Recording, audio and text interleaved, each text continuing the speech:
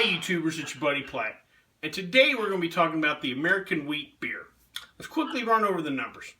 SRM, we're going to go between 3 and 6.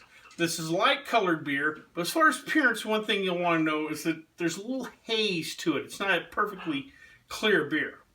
As far as the IBUs, we're going to range from 15 to 30. Of all these kind of lighter American beers we talked about so far, this is the hoppiest beer we've tried.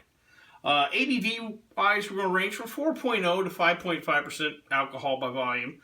This is still kind of a lighter session beer.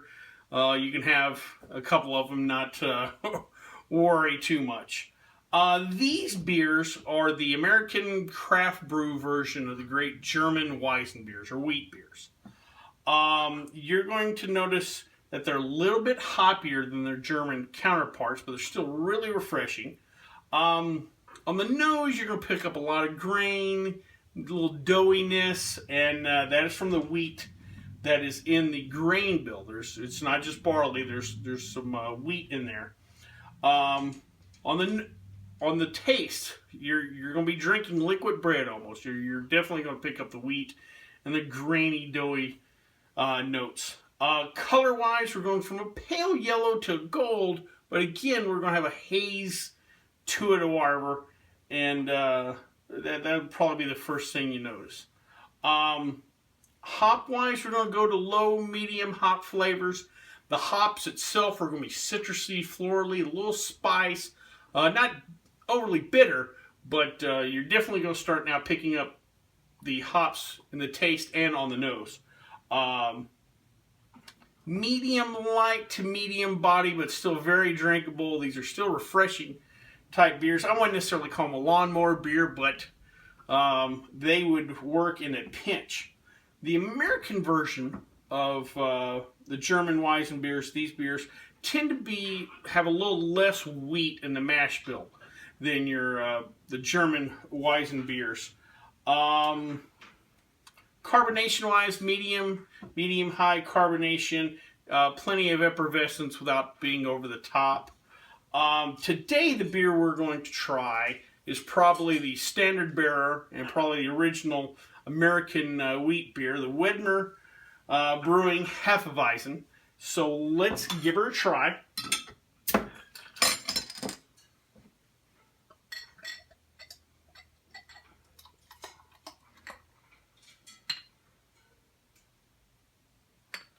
Alright, now a couple things you're going to notice is we got a little cloudiness, so we're definitely at a gold.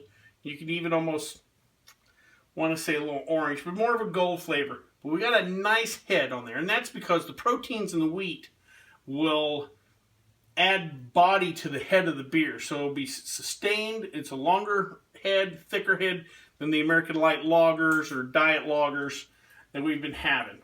So let's give her a smell.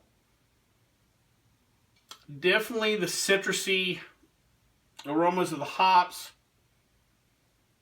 Mild bready note, but I think the citrus notes, the floral notes of the hops comes through on the nose. Let's give her a try.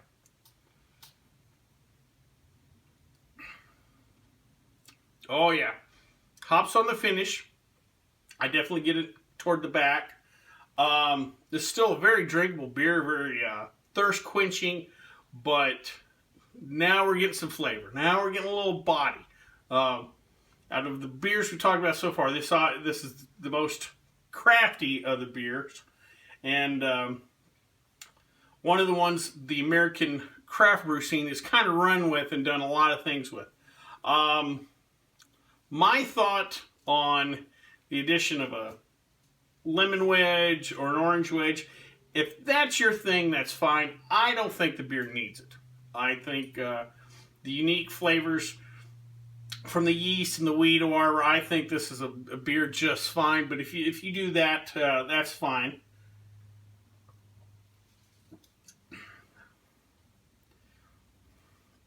Definitely crisp. Little sweetness toward the front of the tongue, but not much. There's malt, but again, we're adding wheat, subtracting some of the barley malt out of there, and so this flavor profile's a little different, but real refreshing, real good beer. There's a lot of outstanding American versions of the beers, and definitely try the German version of the beers, of the what they call Weizen beers, and there you'll pick up more wheat than these, but these are still very, very nice beers. So I can give her one more sip.